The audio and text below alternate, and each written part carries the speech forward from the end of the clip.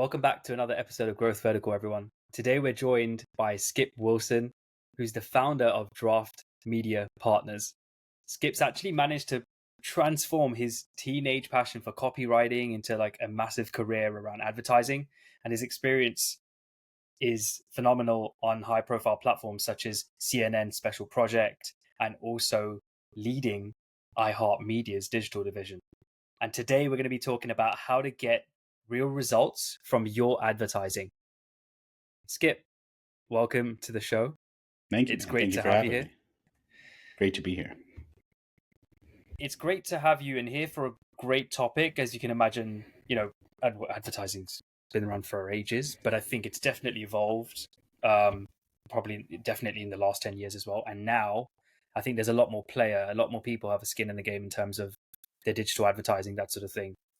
But before we sort of get into the actual meaty part of the topic, let's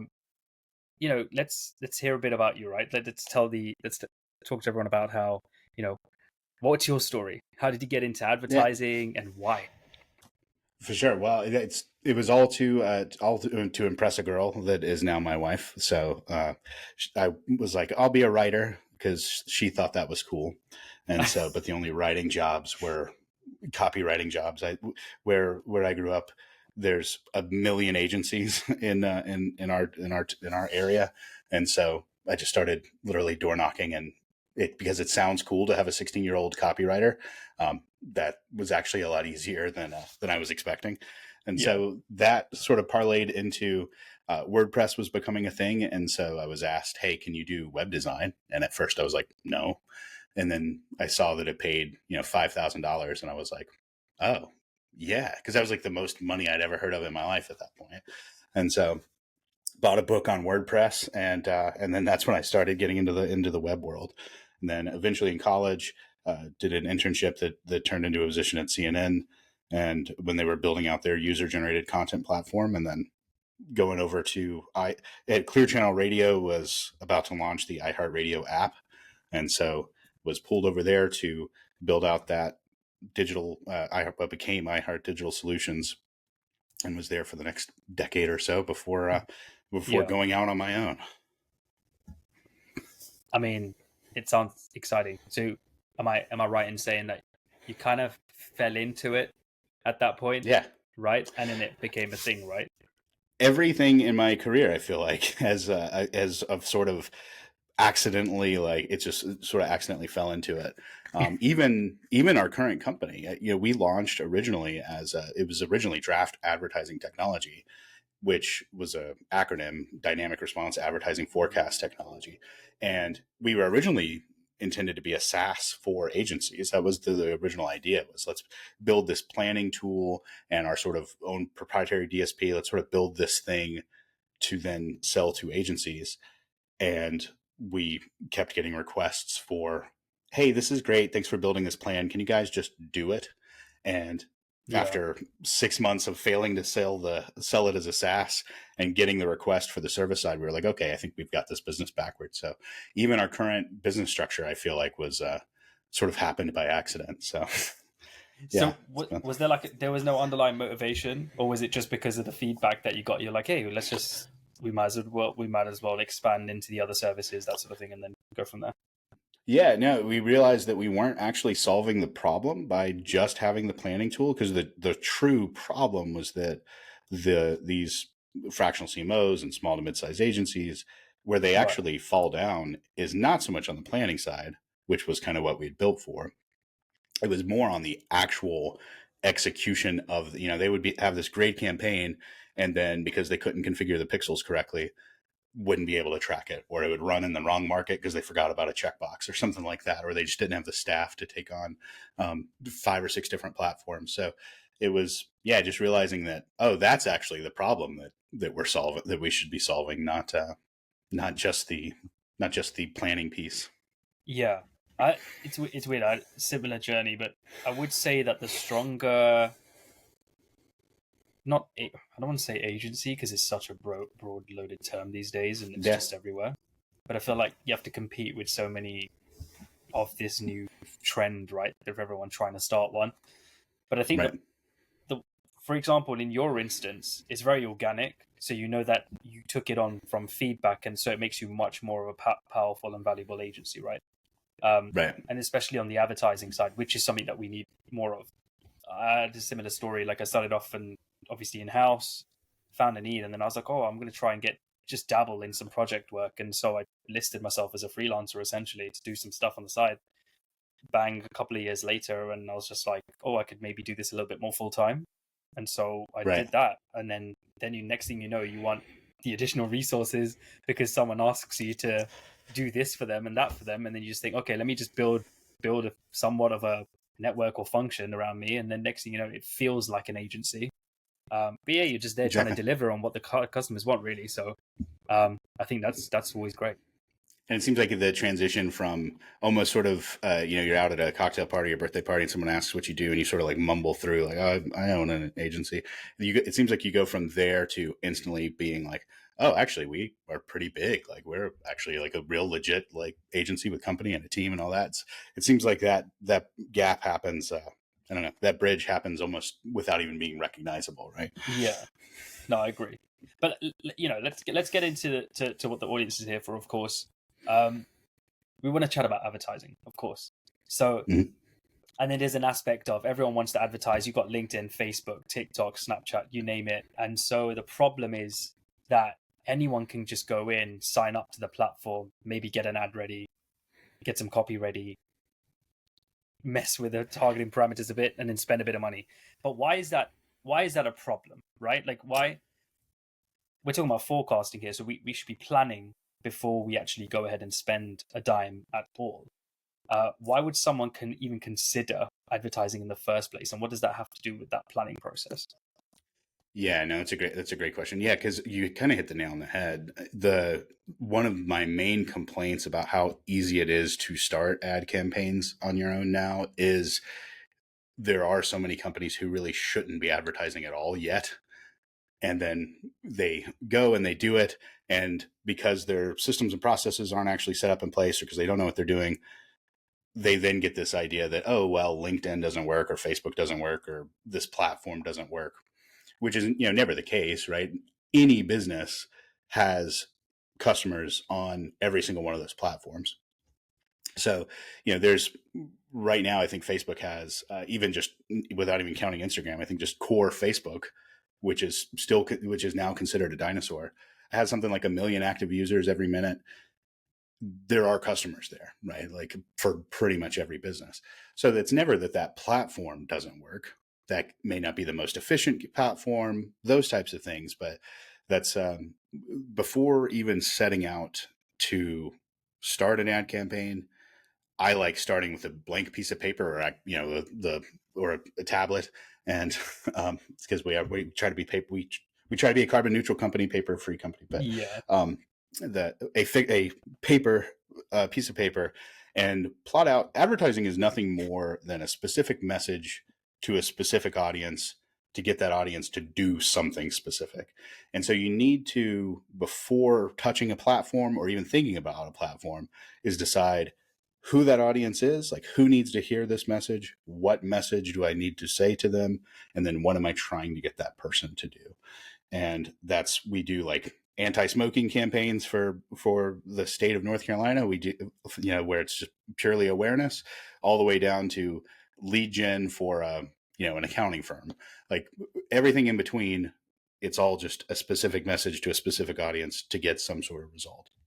yeah, Then you use that information to determine, okay, well, where is this audience? If it's a assisted living place, you're going to have, you're probably going to still want to use some traditional media and direct mail and those types of things. If it's, so once you determine what your audience is, then it helps to pick the platforms. And once you figure out what that one thing is, that's that's that's what will stop 99% of the mistakes I see in advertising. yeah. I know the thing is we can go down a rabbit hole because there's so many different facets to advertising as well, right? Like, of course, the simplistic framework is what you've just mentioned as to why we would do it and what the nature of it is. But Skip, you probably get this a lot of the time, right? You'll get a customer that thinks that the mindset behind the advertising bit is hey, if I deploy this much money into this campaign or into a campaign, I'm going to get a lead for my business that will turn into a customer.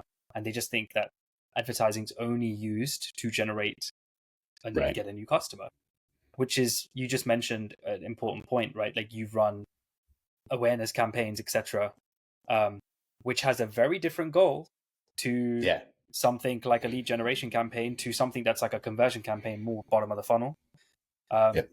I think, and to that point, why do you think it's important? Is it easy to start forecasting and planning this sort of stuff in between? Should people be thinking about this beforehand? Yeah, you need to be thinking about what is that first interaction that you have with what is somebody who's never heard of you before? What's that first thing they do? That's what your ad's job primarily should be. So if you take a lot of phone call, if you're a health, if you're a gym and you take a lot of phone calls, then phone calls needs to be your goal. If Yeah. you are for most of this audience, it's B2B service. For a lot of these, it's going to be free consultation. Now, free consultation in particular is a very difficult one from a lead gen standpoint. So we'll talk about that in a second, but that is ultimately the goal of your ad campaign, is to get a specific audience to hear a message to schedule that consultation.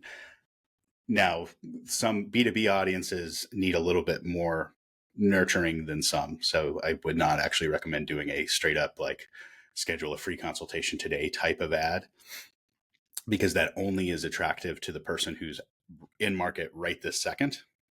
I would suggest doing something more like for us, it would be, is paid advertising right for you course or checklist or that type of thing is going to be a much easier way to get someone's contact information. You pull them into your ecosystem, you build that trust, then you can ask for the appointment. Yeah. And so, like, if they were planning this, let's say they had their piece of paper ready, right? Yep. And then we say to them that one of the steps is, for example, well, they do need to do some additional research, and so that means yes, you want to plan out a campaign, why you're doing it, etc. Fine. But the idea of forecasting, I know it's something that you mentioned as well in the past, is it easy for people to forecast these days, right? It's easier than it's ever been. There is what I call the cocktail napkin math. Shameless plug. That's our whole thing. Is we have an advertising forecast planner. But yes, it's easy and you could just use us. But no. But even if you don't do that, if you sort of are figuring out the math, assume about $5 per click, and then assume about 1 to 5% of your audience that's clicked actually turning into a lead, and then assume about 10% of your leads actually taking a next step or scheduling that consultation or whatever. Do that math. You'll end up at a customer acquisition cost somewhere around $100. You want to make sure that that is doable with your pricing structure. Cocktail napkin math changes a little bit if you're selling like an e-commerce product, because we've got a client that's selling a $25 coffee, right? So $100 acquisition cost doesn't work. But so thankfully that math also changes. But Yeah. for B2B service, you're looking at about $100 customer acquisition cost. And that's what everything should be judged against. So are we getting above a 1% click-through rate? If so, okay. It's the ad is okay. Is our landing page getting a 5 to 10% conversion rate? If so, landing page is okay. And if it's not, then you treat an ad campaign just like an engine.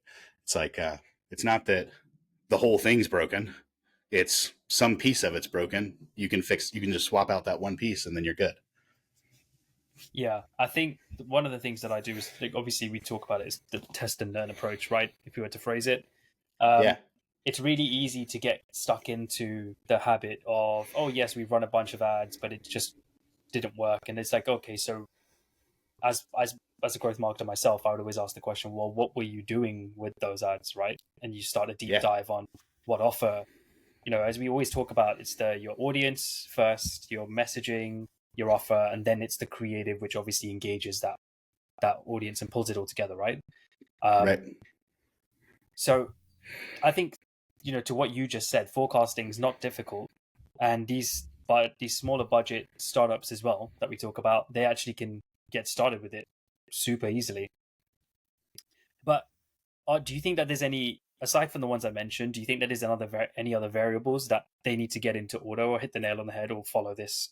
Here's the 5 things you just need for your ad campaign. Get these right, and you're actually likely to have some form of performance data so you can make a decision later and improve it. Yeah, the from a creative standpoint, so once you've picked your platform, once you've decided, okay, here's where my audience is, then it's really all about creative. And the one thing that I would recommend thinking through is, does this audience, are they, what's called problem aware, solution aware, or unaware? So problem aware means, are you solving a problem that they know they have? So for example, if I'm an accountant and I'm running ads to, to business owners, they know that they need accounting, but they may not know that they need, I don't know, some new compliance that's about to come out next year, right? Yeah. But so they're either problem aware or not. Most likely they're problem aware. Most likely they're also if I'm an accountant, what's called solution aware, which means I probably already have an accountant if I'm a business owner. And I know that there's literally, just in our building, there's 40 or so. So so you want to tailor that messaging, because then it becomes not so much a why you need an accountant message, which would be a problem aware message. It's why you over someone else message. If it's that they don't know that they need it, or that they never thought about it. So for example, data management. Data management is something that businesses are just, most small businesses are just starting to struggle with. So that's Right. one where they're problem aware. They're probably not solution aware. In other words, they probably have not started looking at data management solutions. So you can hit them up with a simple data, is managing your data, taking up too much of your time message, because they didn't even think about having a solution. So problem aware, solution aware, or unaware. Unaware campaigns require a little bit more education, because that's when you're trying to solve something that nobody's ever thought. That's like restless leg syndrome or something like that, right? Like you're making the world aware of a problem first, then you are the solution. Yeah, I think it's important that you mentioned that as well. I keep forgetting the name of the fella that actually published that, but it's a really good. I remember he had a book about it as well. A long time ago I read it, and actually still use that and implement it to this day. So even if we just think about an email nurture campaign, right? We talk about advertising versus organic. Ideally, you would want to have some organic sorted out, as in your infrastructure sorted out, before you start with the advertising, because you want to get your landing pages and website experience, all that sort of stuff, at least somewhat to a bare minimum, the MVP version at least, so that you can start driving and testing. But one thing we always talk about is that email nurture, which you should have set up as well. Because what are you going to do with the leads once you've generated them? And it's the same thing, as you said, Skip, moving them from the completely unaware stage. Let's say you've just told them something about top of funnel. Hey, this is the problem with let's say they already have a solution, right? Like an accounting solution. There is a problem with current accounting solutions. They don't account for this regulation, let's say. And then here's the series of the education, right? So it happens in those set of emails that you get every week. I think most of the audience probably gets it. I still get it. I still bookmark some. I still delete some, right? Like we know that. Yeah. But advertising is actually pretty much similar, right? You're doing the same thing. You're taking them from a stage of unawareness to being product or solution or service aware. And that's right at the bottom. You need to walk them through the steps of not just sell your platform, but sell the problem, teach them about the problem, tell them how to overcome that problem with a solution.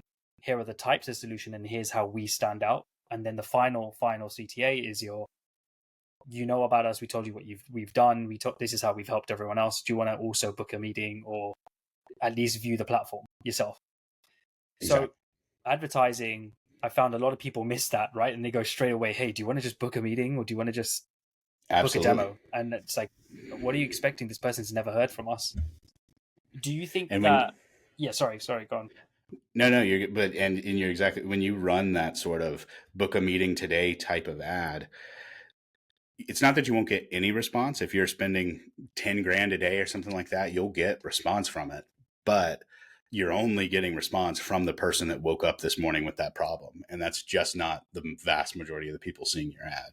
And so that is just a very inefficient way to set up a campaign. Yeah. I think most startups, Skip, have smaller budgets, and they shy away from, hey, we can't do any prospecting stuff, or we can, but we really need them for this to be a good ROI positive. We really need them to book a meeting. So I would always suggest flipping the funnel. Let's say we go bottom of the funnel audience first. So who are people that are most likely to be in your bottom of the funnel? Most likely your website visitors already coming to your website, right? Most likely people that have already hit your demo page and not really submitted a demo, right? Exactly. And we always say, put your spend towards that first. And then as you get more spend, as you get some more, first of all, if you ran a book a demo ad to people that hit your book a demo page but did not convert, they might book a demo. They're more likely to book a demo. So that's one place where that's a use case where you can run your advertising to that particular part of the funnel and to those people, right? And then when you have more budget, you can go slowly up and use the power of things like LinkedIn and Facebook to look at certain targeting parameters to be like, hey, what other businesses are there on these platforms? What job titles can I target? What job function? What interests, etc. And then that way you're funneling in more people to this middle of funnel to bottom of funnel stage of engagement, so you can retarget them with your book a demo or book a consultation ad. Exactly. And I think that's where people sort of miss the. I'm guessing you see this all the time in your consultations, right, Skip? When someone comes to you and says, "Hey, what can you do when we've already been running it and it's not working?" I'm guessing you see these pitfalls. Keep in mind, our business, the vast majority, 80% of our business is working behind the scenes of another ad agency.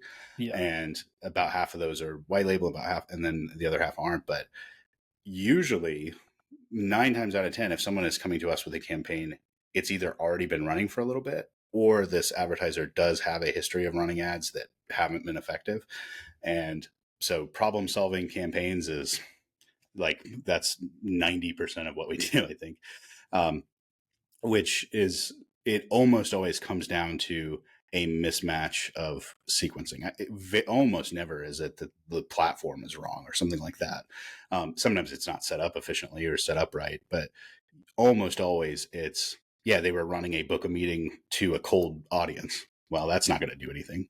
Like I said, if you run enough of them, sure, but it's going to take a lot of ads because you got to get that person that just happened to be sipping a cup of coffee worried about that. And so, you do, that is most of it is trying to figure out, okay, what's that initial step? All right, we get cold traffic to our site, warm them up a little bit, then we start to retarget. And if you have a small budget and you have any sort of organic presence at all, you need to start retargeting ads, remarketing ads, like right now. I mean, that's a few $100 you could be spending that will have a tremendous ROI. It will spoil you for ads because you'll expect, when you do grow to the point where you start doing cold traffic, you'll expect it to convert the same, and it won't. But you should at least, if nothing else, be hitting the people that have come to your site before. Yeah. So I guess let's get a bit practical, right? Because as you can imagine, there's probably a lot of people here, let's say founders as well over here, that want to, or even lead marketers that want to run their first set of campaigns or get it right as they're doing it. So to stop themselves from guessing, and we know that there's predictable behavior behind advertising as well, is there a systematic approach, Skip, that you'd recommend from A to B, like A to Z, whatever it is, to planning, launching a campaign? Like, do you have any recommended steps? Yes. So the first step is, first of all, you need to know what that first interaction is with your business, whether it is a phone call, form fill, booked consultation through your site, which would just be a form fill. You need to know what those initial things are before you even think about running ads, because that does a couple of things. One, if you don't know what that is, that's a good sign that you probably don't have the processes in place to, like, you shouldn't run ads yet. Because that means that if you were to get 100 phone calls today, you wouldn't know what to do with them, right? Or if you were to get a bunch of form fills or walk-ins, whatever it is, that's so step one is to really dig through what's that first initial contact with our business. And if you're an ice cream stand at the beach, it's real simple. People walk up to you, right? But that's not the majority of folks. And if you are an ice cream stand at the beach, you don't need to be running Facebook ads, right? You need to have physical signs out in front of you. So step one is, how do people first engage with your business? Then from there, it's what mindset is that audience in right before doing that. And that's where you fill out who is that target audience? What is that message that I could get to them to take that first action? And once you get that down, what's that specific audience? What's that specific message? And what is that action I want them to take? Now you've got everything you need to start actually doing the research. And the research then becomes, where is that audience? What forms are these messages taking? If you are the business owner, I recommend having somebody who knows absolutely nothing about your business reading your copy before you go live with it. So, in other words, one of the biggest things that happens, especially with tech startup founders, is they get too focused on the jargon and no one really cares about your solution, right? Like they don't care about, they don't care about the mushroom. They care about going from little Mario to big Mario. So don't focus on the tech side. Have a barista or somebody else read your stuff that you write before, especially if you're the owner. It's okay to write your own stuff as an owner. Just have somebody else read it. Yeah. So what is that specific message? And then how do I track that result? And then that just becomes then doing some research. You can find out from a few Google searches where are, high income adults, 25, 54, what platforms they are. That's stuff you can do yourself.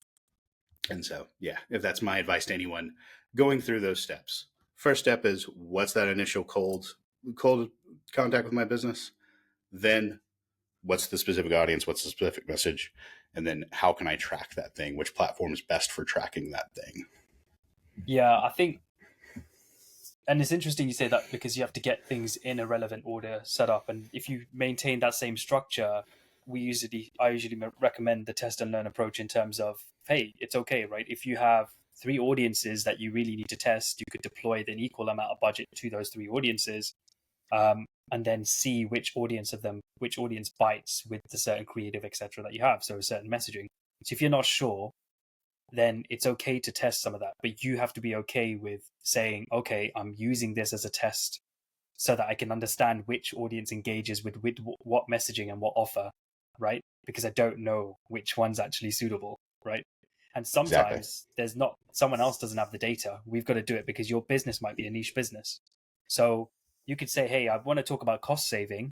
And then in another ad, I want to talk about the problem of maybe, I don't know, taking too long. So productivity, right? And you want to find out whether the VP, director, or whoever else you're targeting, which matters to them more. I will tell you now that cost saving is probably a big C-suite thing, and so is efficiency, right? Whereas VP director is probably like, I want to get more orders flying at the door, or I want to make sure that our turnaround times decreased, right? So that we can create bigger impact. So you want to try those messaging out with different audiences, drive them to a certain thing, and get them to do that ultimate action that you want. But again, test and learn. And then all you have to do is switch off the campaign that underperforms and promote the budget to the ones that do work well. And then you've got yourself a working campaign. And it's about evolving. Exactly. And so speaking of budget, I suggest thinking in terms of, and tell me if you disagree with this, but I suggest thinking in terms of quarters. So 12 weeks, think in terms of 12-week timeframes, and then 2-week timeframes. So what I mean by that is, when you're deciding how much to spend on a campaign, think over, if it takes 3 months before this thing gets right, how much could you afford to lose and test with? Because you very likely will, especially early on in a campaign, because you are testing multiple audiences and multiple creatives. So inevitably, some of those are going to be more efficient than others. That's the reason you're doing the testing. So month 1 is going to stink, and you should expect that. So don't blow your budget in like your first 2 weeks. And what I mean in thinking in 2-week terms, you set up the campaign even though you get instant feedback in marketing in today's world from pretty much any platform, even traditional media platforms, I do recommend letting 2 weeks go between major shifts. I don't mean like headline changes and those types of things, but major shifts in budget, target audience, or creative. You need to let it just sit there for 2 weeks before you make another major change.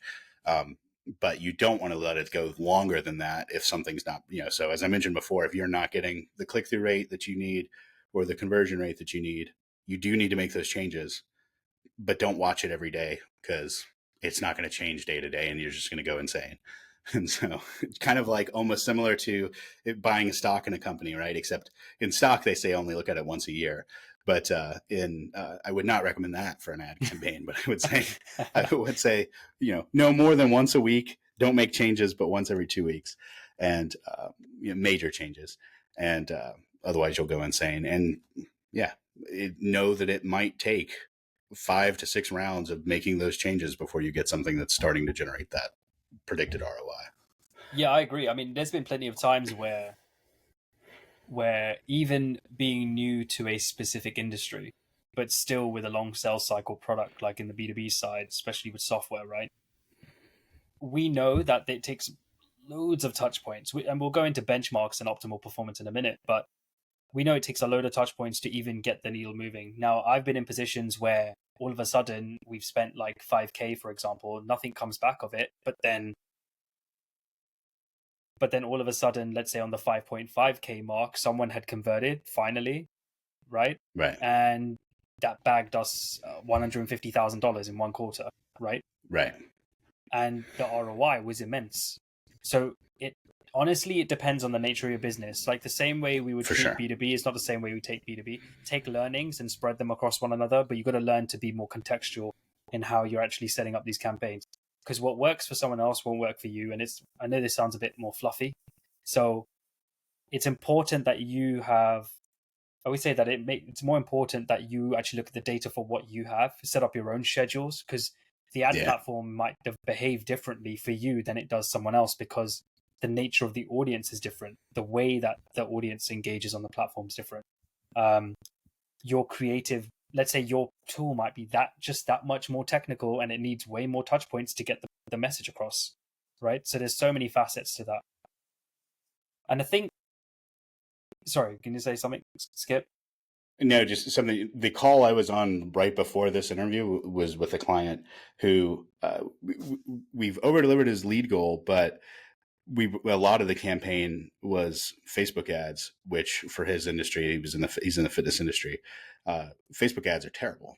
Like they're very low quality ads, or not ads, leads. The Facebook leads are very low quality, and I was trying to explain. I was showing that he kept saying, "Well, hey, we got 80 leads over here versus 20 leads from this other platform."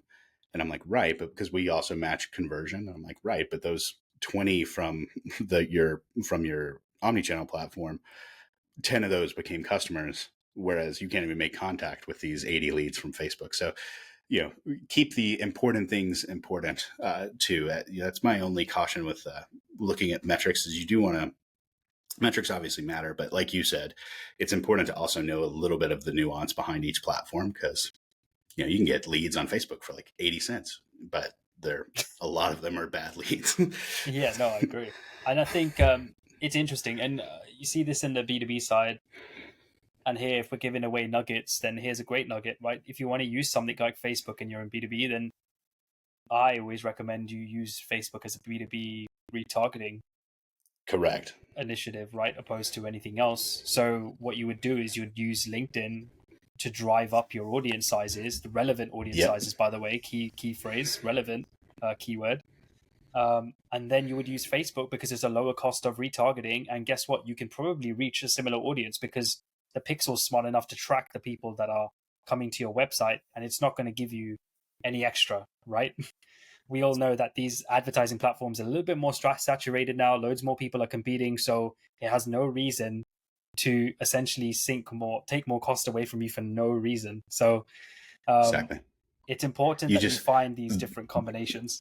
That 1-2 punch of LinkedIn for B2B of LinkedIn and Facebook free targeting, man, we use that all the time. That is the first like sort of off the shelf campaign that we pull down, because it is, if you do a lead gen campaign on LinkedIn, you're going to be paying $80 a lead, and you're going to be paying $7 to $8 a click. But if you do a traffic campaign on LinkedIn, you're going to be paying $5-ish a click, still fairly expensive, but you're doing that to drive up the audience, and then you get your leads on Facebook where it's cheaper. Yeah, I mean, we do video views on the LinkedIn Yeah, campaign. perfect. That thing's incredible. But again, the video has to be right. Like I've noticed a lot of people saying, like I think it's a big wave actually. A lot of people using video views and stuff, but there's a lot of videos out there that are absolute trash, as in they don't really fit what they were supposed to be doing in the first place. So, Right. it's hard to get these things right, but it's also just as hard. This is going to sound very silly, but as hard as it is, it's that much easier as well to get it right, so long you do all the planning beforehand, right? So Yeah. if you know the audience and you know what resonates with that audience, cost saving to like a CFO, for example, very obvious. Mm-hmm. Like Yeah. that person's going to focus on cost saving messaging and a cost saving offer. So why not give them what they want and then connect the dots to your platform, service, or solution so that you could drive home the message and saying, hey, this is why your team actually needs you. You can actually meet the bottom line numbers you're looking for. Exactly. Skip, let's go into a bit about that sort of data driven aspect, right? Um, and how we can sort of take more control of the creative aspect of performance, right? As well. So sorry, performance with the creatives. Is there a system you usually recommend to, let's say we got two ads, whatever the platform, and especially with small businesses because they're on a lower budget, is there a particular system that you'd recommend for optimizing particular campaigns? Like what variables should they be looking at, and in what particular order? Because for digital platforms, regardless of the digital platform, Hmm. your first job of that platform, unless you are doing a video view campaign or something like that, but for 99% of your campaigns, your goal is to get some sort of click, to get them to go from whatever they were doing to your page. So because of that, click-through rate is the number one thing that I would judge a campaign on, looking purely at the creative and audience. So because that does two things. One, which is just the number of clicks divided by the number of impressions.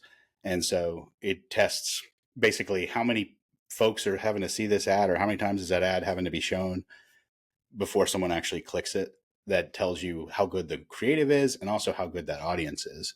So that one metric covers both of those. Yeah, I think Then you move to the next, yeah, then you move down the funnel. yeah. I think what's now that you mentioned that, there must be the idea of when you're starting a campaign of benchmarks, right? Mm-hmm. And some people might go into advertising blindly. Um, I mean, do you guys usually start off with benchmarks? Let's say you're in a new industry, Skip. How do you guys go about the whole like finding benchmarks? Do you guys find that important? You might not find it important. Let me know. Yeah, no, I mean, so again, not to be a shameless plug, but I mean that's our whole thing. I mean, that's what we do. Originally we started out as that SaaS company with the planning tool. What that planning tool does is, if you're a roofer in Des Moines and you cover multiple markets and you need 40 leads a month, uh, it will actually suggest the media split and what those key metrics are along the way, and then that becomes our report card for when we test a campaign. um, but even if you don't have that, just Google what your average click-through rate in your industry is. Google what you're at. It's not rocket science. um, but the so yeah, we usually will start off with how many sold jobs is it. If it's if you're from 99% of it, it's like, how many of these leads are converting? That's the ultimate metric. But then everything along the way, because it's never, almost never does a campaign start out day one generating the ROAS that you're looking for, right? So then it becomes, okay, we're running, say $5,000 in ads, but we're getting, $2,000 in return. That's a bad campaign, right? So Where's it breaking down? First thing I look at is click-through rate, because that means that the ads are doing their job. Then the next thing I look at is time on site. If time on site is under 30, well under 30 seconds, then I'm going to start questioning my platform and what probably the quality of that audience, because humans don't spend 2 seconds on the site, right? A person might, but if 90% of your traffic is spending 5 seconds on your site, then that's garbage traffic. So reevaluate your audience. But if as long as the time on site is close to a minute or more, then it's okay, we're getting a good quality traffic to this page. What's the conversion on this page? Is it, using cocktail numbers, cocktail napkin numbers? Is it about 5%? Is about 5% of the people coming to this page doing the thing we want them to do or not? And then how many of those folks are going further down the funnel? And every business at that point is different. But if it's a roofer, you're looking for booked appointments or phone calls. How many phone calls are you getting that turn into a job? And then if that's bad, then we go back and we say, hey, look, you're getting a lot of good phone calls. If it's not turning into sales, let's talk to your sales department. And so that's the way to, like I said, I think of any ad campaign very much like trying to fix an engine or a computer or anything else. It's I see the electricity is getting from here to here, but it seems to be not getting from here to here. So this is the broken piece. Fix that. Yeah, it's creating that feedback loop, and it's almost like a relay, isn't it? With hurdles, it's almost like you got to get one piece right before you get the next right. So look at the ad. If you're not getting the engagement, maybe your copy's for the wrong audience, or maybe the copy itself is bad, or the creative is not engaging enough. Maybe it's getting past. People are just scrolling right through it because it matches the colors of, let's say, Facebook's blue and white, and you've got a blue and white ad that matches their colors. You kind of don't want to do that because it's not popping enough, right? No one can really see it. It's just banner blindness. And then you've got the next hurdle, of course, is to, well, do they click through from whatever your ad is or whatever they're reading? Do they bounce straight away? Or do they convert? Do they not convert? If they don't, what's wrong with the page? And this is how, if just asking questions can help you optimize it further, and you'll get the benchmarks. So you get your own benchmarks over time after realizing, hey, this universal benchmark I was using, which is good for the industry, not for me anymore, because I found my own data. I've got a quarter amount of data for 1 quarter. 90 days is a lot of data. And then now we can optimize accordingly. So I do, that's interesting, actually, that they should be thinking about it like that, as if electricity's moving to one part to another. It's actually systematic, I guess, right? Yeah. And then it also, too, for any agencies owners that listen to this, it also helps when you have those phone calls with the client. Let's say that you're 3 weeks into a campaign, 4 weeks into a campaign, and you have that first recap call.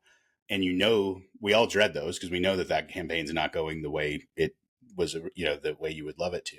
Hopefully you've already prepped them with this can take up to 12 weeks and blah, blah, blah, blah, blah. But, so hopefully you've softened it a little bit. But then you go into that call with not a hope you got the leads you wanted or hope you got the sales you wanted, but you can go into that call with here's what we're seeing. This is working. This is working. This isn't. Here's our recommendations for this. It helps you to help guide that conversation. And sometimes the client will say, oh, well, it's funny you mentioned that because blah, blah, blah, blah, blah. And actually we just changed all of our messaging and here's all that new stuff. I mean, it's open, honest conversations are just good for everybody. Yeah. Skip, this has been actually pretty interesting. And I feel like we can talk about this forever. There's so many facets to advertising. But I think last thing I want to ask before we sign off is one for the audience as well in terms of tech stack, right? One thing I want to get in the habit of is sharing a practical tool that people can use more effectively. Ones, but maybe that we use ourselves, because that means we advocate for them.